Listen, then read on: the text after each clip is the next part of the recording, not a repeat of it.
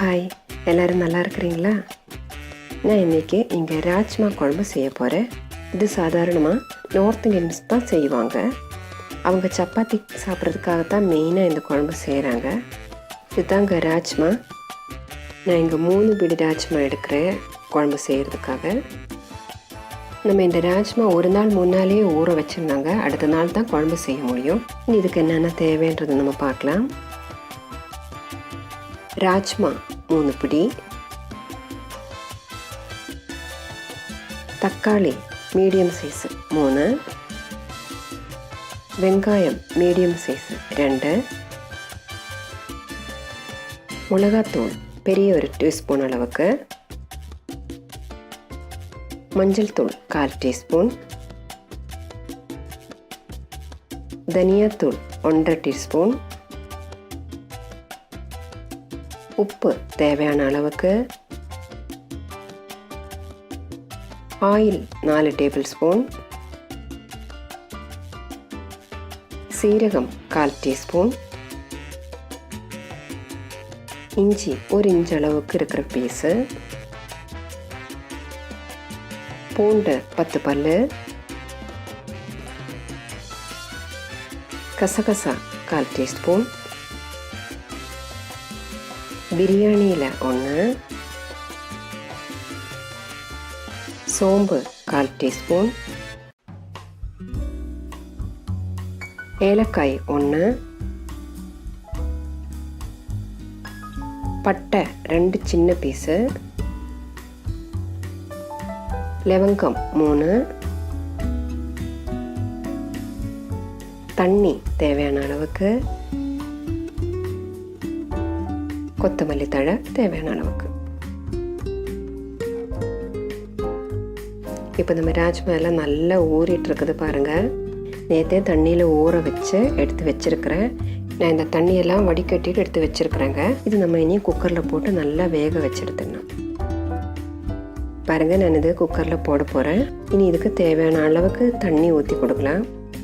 தண்ணி கொஞ்சம் ஜாஸ்தி ஆயிடுச்சுன்னா கூட பரவாயில்லைங்க, நம்ம அந்த தண்ணியே குழம்பில் கூட சேர்த்துக்கலாம். வேறு தண்ணி சேர்க்கணுன்ற அவசியம் இல்லைங்க.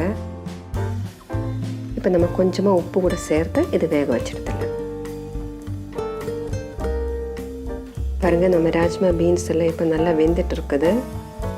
இது ரொம்ப குழகுழான்னு ஆகக்கூடாது, வேகாமலே இருக்கக்கூடாது, அப்படி இருக்கணும். பாருங்கள், நான் இது வேக வச்ச தண்ணியும் எடுத்து வச்சுருக்கிறேன். இனி நம்ம இதை வச்சுட்டு குழம்பு எப்படி செய்கிறதுன்னு பார்க்கலாம்.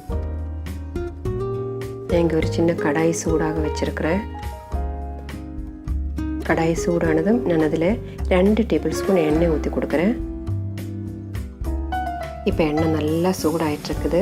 நான் இப்போ இதில் ஒரு ஏலக்காய், 3 லவங்கம், 2 சின்ன பீஸு பட்டையும் சேர்த்து கொடுக்குறேன். இது இப்போ நல்லா வாசனை வருது. இனி நான் இதில் இஞ்சியும் பூண்டும் கட் பண்ணி வச்சதை சேர்த்து கொடுக்குறேன். இப்போ நான் சோம்பு சேர்த்து கொடுக்குறேன். இப்போ நம்ம கட் பண்ணி வச்சுருக்கிற வெங்காயம் சேர்த்து கொடுத்துடலாம். வெங்காயம் வதங்கிறதுக்காக நம்ம கொஞ்சமாக உப்பு சேர்த்து கொடுத்துடலாம். வெங்காயம் எல்லாம் நல்லா வதங்கிட்டு இருக்குது. இனி நான் மசாலா பொருட்கள் சேர்த்து கொடுக்க போகிறேன். மஞ்சள் தூள், மிளகாய்த்தூள், தனியாத்தூள், இது எல்லாம் சேர்த்து நல்லா ஒரு முறை மிக்ஸ் பண்ணிவிடுங்க. இப்போ நல்லா வதங்கிட்டு இருக்குது மசாலா எல்லாம். நான் இதில் தக்காளி ஆட் பண்ணுறேன். இப்போ இதெல்லாம் சேர்த்து நல்லா ஒரு முறை வதக்கிடுங்க. இப்போ தக்காளி எல்லாம் நல்லா சாஃப்ட் ஆகிற வரைக்கும் நம்ம கொஞ்சம் நேரத்துக்கு மூடி வச்சு வேக வச்சிடணும். இப்போ நம்ம திறந்து பார்க்கலாம். பாருங்கள், தக்காளி இன்னும் கொஞ்சம் வதங்க வேண்டி இருக்குது, சரியாக சாஃப்ட் ஆகலை. இன்னும் நம்ம கொஞ்சம் நேரத்துக்கு மூடி வச்சு வேக வச்சிடலாம். இப்போ நம்ம திறந்து பார்க்கலாம்.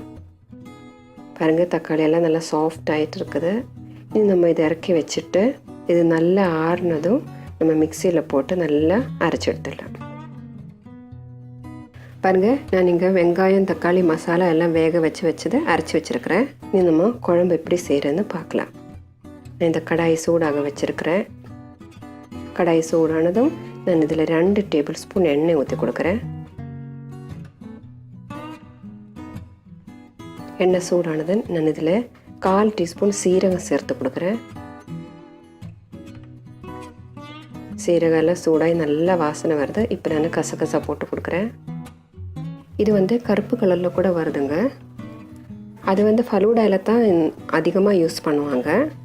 இந்த வெள்ளையாக வர்றது குழம்புக்கும் பிரியாணிக்கும் தாங்க யூஸ் பண்ணுறது. கசகசாவும் நல்லா வாசனை வர ஆரம்பிச்சிருக்குது. நான் இப்போ இதில் ஒரு பே லீஃப் போட்டு கொடுக்குறேன். இதுக்கு பிரிஞ்சி இலை அப்புறம் பிரியாணி இலை அப்படின்னெல்லாம் சொல்லுவாங்க. இப்போ இதெல்லாம் சேர்ந்து நல்லா வாசனை வருது.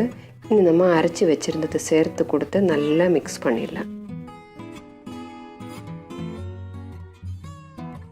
நான் இப்போ இந்த ராஜ்மா வேக வச்ச தண்ணியை கூட கொஞ்சமாக ஆட் பண்ணுறேன். இது நீ நல்லா கொதித்து வரட்டும். அது வரைக்கும் நம்ம கொஞ்சம் நேரத்துக்கு மூடி வச்சிடலாம். இப்போ நம்ம திறந்து பார்க்கலாம். பாருங்கள் எவ்வளோ நல்லா கொதிச்சிட்டு இருக்குதுன்னு. இப்போ நான் ராஜ்மா வேக வச்சுருந்தது சேர்த்து கொடுக்குறேன். உங்களுக்கு இது சப்பாத்தி கூடவோ இல்லை தோசை கூடவோ சாப்பிட்ற மாதிரி இருந்தாக்கா இந்த அளவுக்கு தண்ணி ஊற்றினாலே போதுங்க. ஜாஸ்தி தண்ணி ஊற்றணுன்ற அவசியம் இல்லை. இல்லை நீங்கள் சாப்பாடு கூட தான் சாப்பிட்றீங்கோ இந்த குழம்புனா நீங்கள் இன்னும் கொஞ்சம் தண்ணி ஊற்றி கொடுக்கணும். இப்போ நம்ம குழம்புக்கு தேவையான அளவுக்கு உப்பு சேர்த்து கொடுத்துடலாம். இனி நான் கொஞ்சமாக ராஜ்மா வேக வச்ச தண்ணி கூட ஊற்றி கொடுக்குறேன். இப்போ நம்ம இதை கொஞ்சம் நேரத்துக்கு மூடி வச்சு வேக வச்சிடலாம். இப்போ நம்ம திறந்து பார்க்கலாம். பாருங்கள் நம்ம குழம்பு ரெடி ஆயிடுச்சு. இப்போ நம்ம கட் பண்ணி வச்சுருக்கிற கொத்தமல்லி தழை போட்டு கொடுக்கலாம்.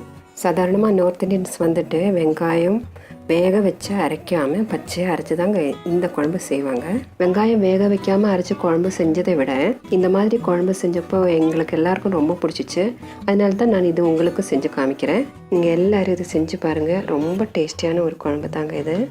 உங்களுக்கு இந்த வீடியோ பிடிச்சிருந்தா லைக் பண்ணுங்கள், ஷேர் பண்ணுங்கள், சப்ஸ்கிரைப் பண்ணுங்கள்.